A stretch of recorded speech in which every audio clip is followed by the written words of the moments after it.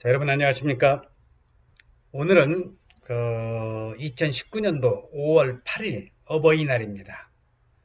이 방송을 듣고 계시는 분들께서는 부모님에게 카네이션을 사드리고 아니면 선물을 드리고 오늘 효도를 하셨는지 궁금합니다. 저 역시는 어머니에게 선물을 드리고 카네이션 달아드리고 요즘 가장 좋아하시는 게 어르신들이 용돈, 현금이라고 합니다.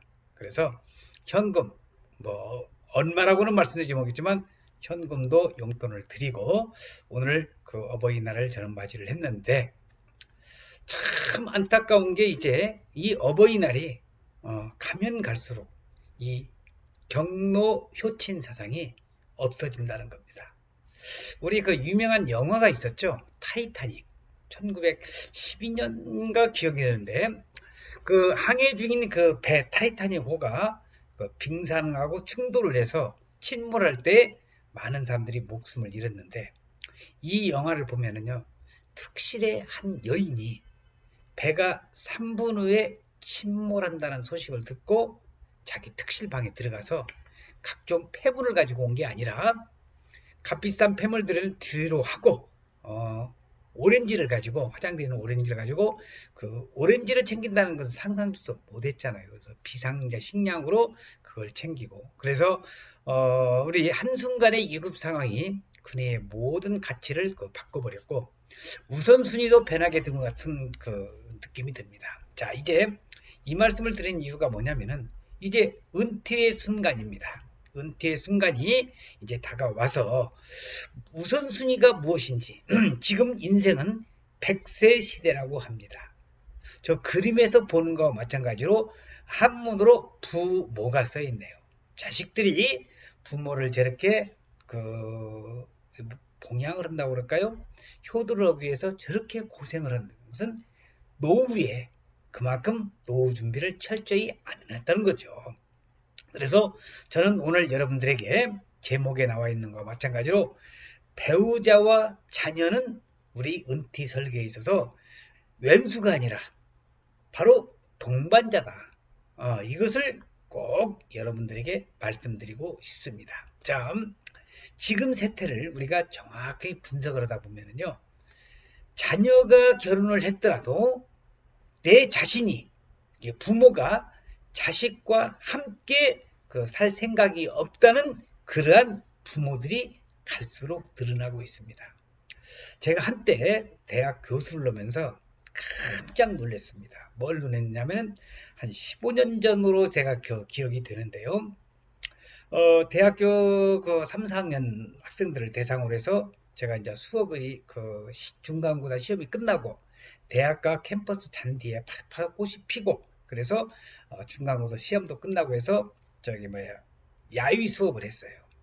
야유 수업을 하면서 설문지를 돌렸는데 10가지 질문 중에 그 중에 하나가 이 질문이었어요. 너희들이 나중에 결혼을 해서 부모를 모시고 살고 싶은 그런 사람은 또 마음이 있느냐 하는 것을 물어봤더니 깜짝 놀란 게 10명 중에 9명이요. 부모 모시고 살 생각이 없대요.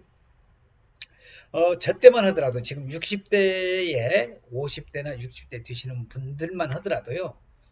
아마 그 부모를 모시고 살고 싶은 그런 경로 효친 세상은 지금도 마음구석에 다 있습니다. 여건이 안 되니까 부모님을 못 모시고 사는 것이 안타까울 따름인데 아예 지금의 20, 30대는 부모 모시고 싶은 생각이 없대. 그러면은 당신은 우리의 부모들을 모시려고 우리가 마음이 있었지만은 우리는 어떻게 해요? 우리 자식들은 나부터도 자식들한테 얹혀 살 필요도 없고 자식들한테 신세 질 생각이 없습니다. 여러분은 어떻게 생각하실지 모르겠지만은 그러면 어떻게 해야 돼? 지금은 인생 100세 시대라고 해. 100세 시대를 살려고 한다면 뭐가 있어야 돼? 뭐니 해도 머니가 있어야 돼. 물론 건강도 중요하고 그 다음에 부부간의 행복이라든지 가족간의 친목 또는 취미생활 다 중요합니다. 그렇지만은 가장 중요한 게 뭐냐면은 돈이 있어야 그런 게 이루어져요. 경제적인 부자가 돼. 그래서 저 만화에 나와 있는 저기 사파에 나와 있는 시피 일찍 노후 준비를 하고 응? 우리는 뭐예요? 이게 애들 위해서 생사하는 게 아니에요. 부부간에 행복하게 살 수 있는 그런 노후 설계를 지금부터 해야 돼. 그러면 건강과 이 경제적인 이런 부를 축적을 해 놓으려면 지금부터 노후 준비를 착실하게 해야 된다는 것 참고적으로 알아두시면서, 자, 정년퇴직 후에 소득이 하나도 없는 상태에서 이제 뭐예요? 정년퇴직 60세 된다고 한다면은 100세 된다고 하면 3, 40년을 어떻게 해야 돼요? 돈 한 푼 벌지 않는 상태에서 이제 돈을 소비하면서 살아야 돼. 이제 전적으로 전에는 자녀들에게 의존한다는 것은 이제 될 수가 없는 현실이 되고 말았고, 또 오늘날과 같이 경로 효친의 가족 사실이 그 가족 그런 사슬이 훼손된 이런 사회에서는 더욱더 그렇다는 거예요. 과거에 우리 한국의 전통적인 가족 구성원을 보면 말이에요. 부모 세대를 중심으로 유래는 조부모, 할아버지 세대, 그 다음에 이제 부모, 자식 세대가 존재하는 3대가 같이 살고 있었어. 그런데 2010년대에 접어들면서 이런 3세대 구성원은 전체에 아마 지금 5%도 안 된다고 그래요. 3세대가 같이 사는 것은 할아버지, 나, 그 다음에 우리 자식들. 근데 우리가 가족의 이런 해체로 인해서 자녀들과 함께 살지 못하거나 평균 수명의 증가로 노후 생활이 길어진 반면에 부모의 부양 의식은 이제 거의 사라졌어. 그래서 노인들이 이제 상대적으로 빈곤 또는 절대적인 빈곤에 시달리고 있다는 점이 이제 그 원인을 잘 분석을 해봐야 되겠죠. 하지만 젊었을 때부터 은퇴 준비를 착실히 했다고 한다면은 자식들에게 부담을 주지 않으면서 여러모로 성공적인 노후 생활을 영위할 수 있는 것입니다. 자, 다시 한번 말씀드리면은 배우자와 자녀는 은퇴 준비의 동반자라는 생각으로 함께하는 이유, 이것을 가져야 돼. 자식들이 귀찮아한다. 부모가 귀찮다. 부부가 귀찮다. 이렇게 생각하지 마시고 함께 배우자와 자녀는 동반자라는 의식으로 해서 우리가 은퇴 생활을 적극적으로 해야 된다는 거 오늘 여러분들에게 꼭 말씀드리고 싶습니다. 자, 이제 100세 시대를 맞이해서 우리가 어떻게 살아야 될 것이냐, 참 걱정들 많이 하시고요. 특히 노후에 이제 정년퇴직하신 분들은 앞으로 30년 동안도 계속적으로 이제 돈을 벌지 못하면서 쓰는 그런 그 세대를 맞이해야 될 텐데, 그러려면 어떻게 해야 돼? 돈을 축적을 해놔야 되겠죠.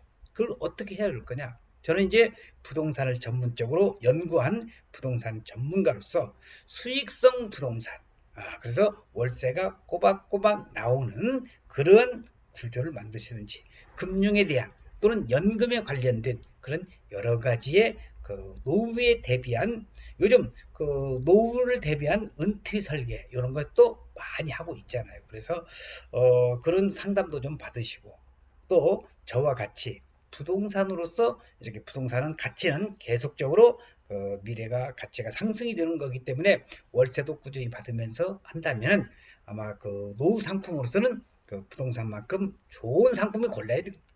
전제 조건이 골라야 되겠지만, 그래서 그렇게 해서 이제 부동산으로 노후를 행복하게 설계를 하고 싶으신 분들은 저에게 또 연락을 주시면은요, 제가 아는 데까지 서로 협조해서 여러분들의 행복한 노후 설계를 포트폴리오 설계를 할 수 있도록 노력을 다하겠습니다.